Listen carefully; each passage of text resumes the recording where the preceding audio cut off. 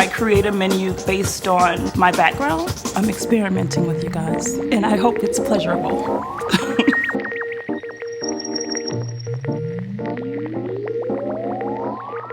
Cannabis and food, it's a no-brainer. It's like cannabis is a communal experience, just an exchange of energy. And I've always had that experience with food growing up. Cannabis absolutely enhances that experience. Everybody wants to be a foodie. More importantly, everybody eats. It's like the thing that connects us. I've been in the cannabis space since 2012. Graduated from the Cordon Bleu. I'm also an advocate. I write about cannabis. I started a podcast. I've been a cannabis drag queen for 6 years now. Really passionate about helping women use cannabis. I'm CEO of the Green Angels, luxury delivery service. The first time that I consumed cannabis was a horrible experience for me. I was about 13, 14 years old. I had no understanding, nor was I guided through the process, and ended up having to do community service. That influenced the direction of my career. You know, I was a drug counselor who was completely against cannabis, to now be a cannabis chef and moreover an advocate. It liberated me. I'm gonna get to it and we'll get the first plate out and have a good time. I hope you guys are hungry. Yes. So the first dish is a jerked rubbed lamb chop. The salsa has plantain in it. The culture in South Florida is Cuban and Jamaican, so that's the inspiration. It's like sweet and spicy at the same time. Right. Like right when you're like, oh, it's real spicy, it's like suddenly the sweet comes on. And cools it down. Yeah. The skin. Ooh. I'm going for it with the bones. That beautiful crisp. How did you medicate this? Great. The salsa is medicated. Okay, I better lick the plate then. But this is amazing. Salsa, okay. This is so incredible. It is delicious. Like, weed helps you appreciate food so much more. Do you use the word marijuana? I use the term cannabis, but I also have industry friends who are okay with using marijuana or weed or pot. So you could watch a news segment and in one breath, they're talking about the cannabis industry.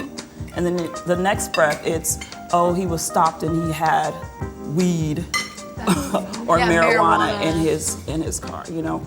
So there is absolutely a racial undertone with the different terminologies. But again, it's a matter of what you embrace and reject the rest of it. Cannabis, it normalizes it in a wonderful way, and that's so important. But also, I think being able to say pot or weed or ganja. Hello. How do you feel about the word Stoner. Stoner was used to say incompetent, unprofessional. And I don't think that it should mean that. Like, hey, I'm stoner, I'm proud. Stoner bitch pride. Hello. Yes. Oh my God, those flavors are still just like rolling around They in my dance. mouth. Like this orgasm that won't stop. Like, We're having rolling food orgasms over here. I love that. Just a very simple, straightforward dish. It's medicated throughout as it's cooked, about 7 milligrams of OG Kush. So dig in. The weed tastes so good with veggies. It really does. They complement each other. Yeah. That's always the approach when I create the menu, is to view it as an herb and treat it that way. I like this one because you can actually taste the weed just a tiny bit. And I love the textures all together, like the pop of the okra seed with the crunch of the pine nut. Like you were saying, that texture of playing in your mouth when you're just starting to feel the weed a little bit is like so fun.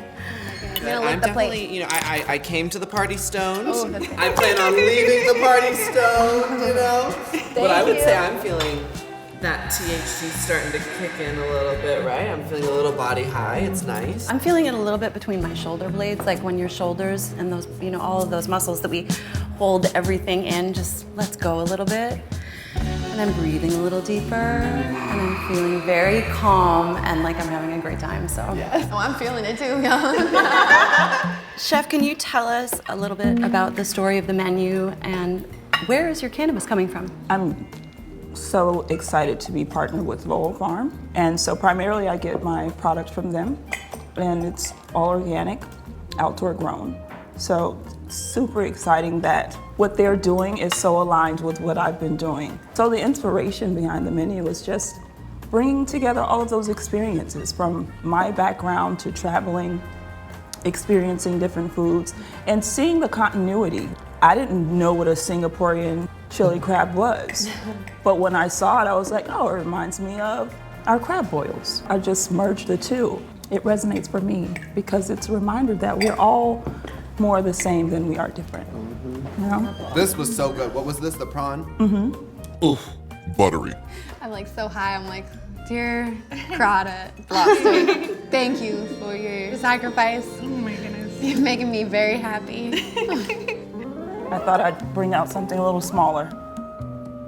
And what's infused in this dish? The peas. The peas are infused. And what's a mascarpone?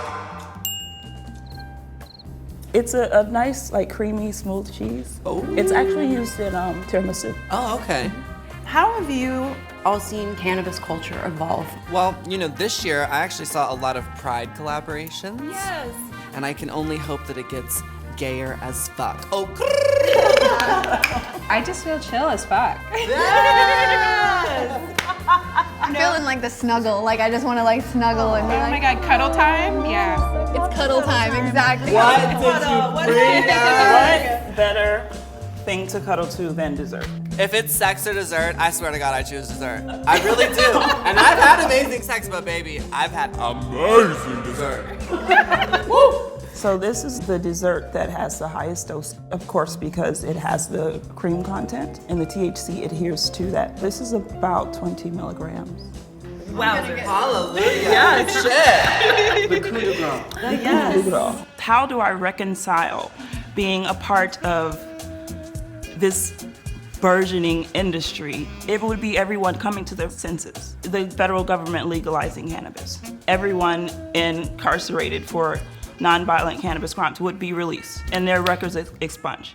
That only makes sense. I mean, it's just ridiculous that I get to do this, but someone else is writing letters to their loved ones. And I think that's something that should weigh heavy on all of us from a humanitarian standpoint. Part of my work is to ensure that some of those wrongs are made right. I wish that we all realize that, hey, we legalized this Schedule I drug. We did that by civil disobedience, by honestly a lot of people serving time for it and things like that. My hope for the future is that really we're awakened to the fact that we can actually heal ourselves. Like imagine a world where we're not all fucked up, we're not all hurting.